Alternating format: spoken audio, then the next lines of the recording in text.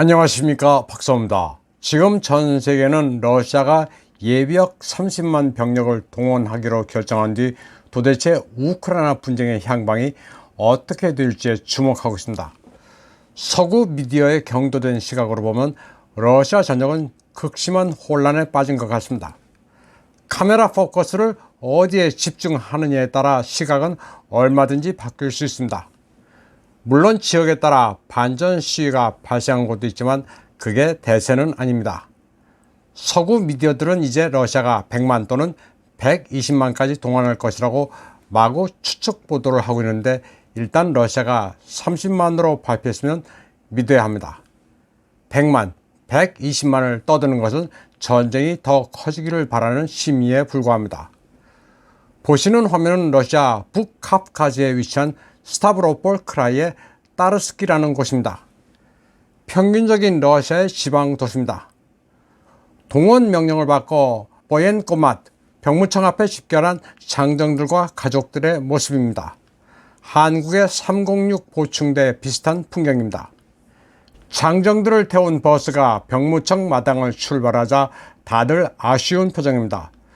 떠나는 모습을 바라보면서 무사하기를 빌고 있습니다. 버스 창문을 두드리며 잘 다녀오라고 인사를 건네기도 합니다. 모여있는 가족들은 장정이 탄 버스가 출발하자 박수를 치면서 용기를 북돋아주는 모습입니다.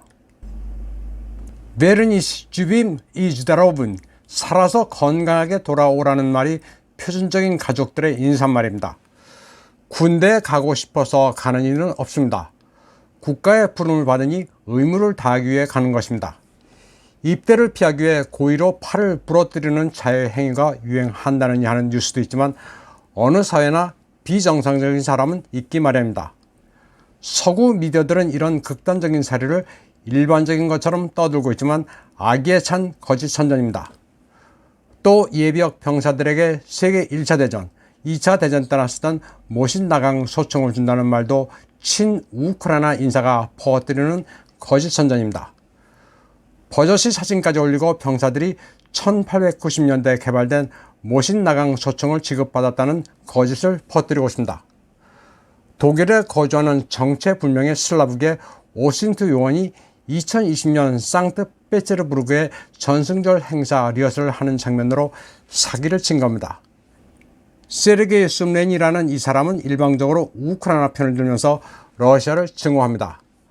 러시아를 대표하는 소프라노라는 이유로 메트 오페라 무대에서 퇴출당한 소프라노 안나 네트렙코를 비방하고 있습니다. 네트렙코는 성악가로 명성을 떨치며 번 돈을 돈바스의 오페라 하우스 건립기금으로 쾌척하기도 한 인사입니다.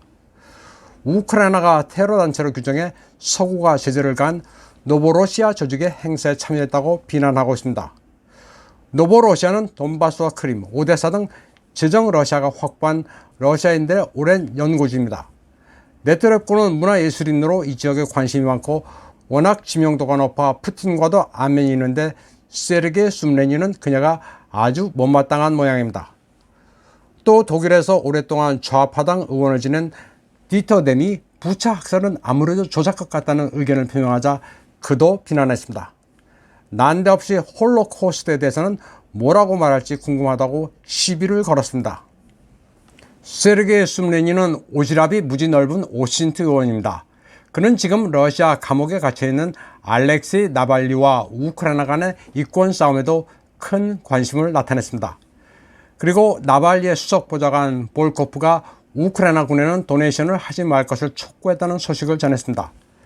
나발리의 부하 볼코프는 우크라이나 군에 도네이션하는 이들을 도발자라고 매도했습니다.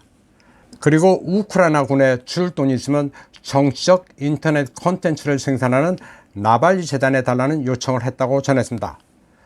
알렉세이 나발리를 가리켜 흔히 푸틴에 반대하는 러시아의 야당 인사라고 표현하지만 정확히 말하자면 서구의 앞잡이입니다. 나발리는 미국 민주당의 자금 지원을 받고 있으며 그의 딸도 미국 유학을 했습니다. 후학에 쳐져서 반체제인 탓이 사실상 체제 전복 세력입니다. 색깔 혁명을 일으켜 러시아를 전복시키는 임무를 수행하는 정치범입니다. 나발리는 자신이 푸틴에 의해 노비척으로 독살당할 뻔했다고 주장하고 있지만 푸틴은 너 같은 것을 내가 왜 독살을 하느냐. 독살 당할 뻔했다가 독일로 가서 신체 검사를 받았다고 주장했는데 그 노비척 샘플을 내놔보라고 반박했습니다. 그러면 30만 병력 증강과 돈바스 상황을 계속 전해드리겠습니다. 러시아는 돈바스 지역으로 S-400 방공미사일 포대를 보내고 있습니다. 돈바스 지역이 국민투표를 통해 러시아 영토로 귀속되는 만큼 이제는 영공까지 지킨다는 겁니다. 지금까지의 특수군사작전에서는 돈바스 민병대가 주력이었고 러시아는 와그너 용병 투입과 함께 후방에서 포병으로 지원 사격을 해주는 수준이었지만 그 전술에서 이제 탈피할 것으로 예상됩니다. 1000km가 넘는 전선에 투입된 러시아군은 소수였습니다. 흔히 공격하는 쪽은 방어하는 쪽보다 병력이 3배 많아야 하고 시가 전일 경우에는 9배는 많아야 한다는 게 상식입니다. 러시아군은 수적인 열세에도 불구하고 나름 선전해왔습니다. 러시아는 3일 만에 키예프를 함락한다고 한 적이 없습니다. 민간인 사상을 우려해 폭격도 안 한 채 2만 3만의 병력으로 대도시인 키예프를 함락한다는 것은 말도 안 되는 겁니다. 키예프 주변에서 병력을 후퇴한 러시아군은 마리우폴에 집중했습니다.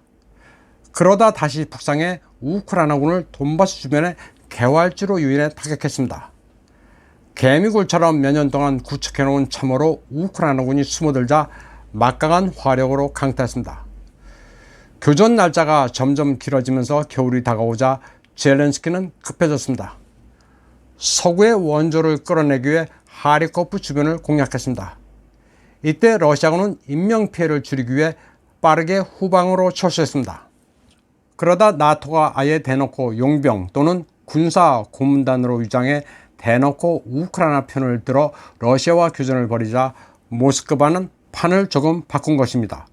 이제는 루간스크, 도네츠크, 자포리자, 헤르손에 러시아군을 정식으로 진출시켜 굳게 방어할 필요가 생겼습니다.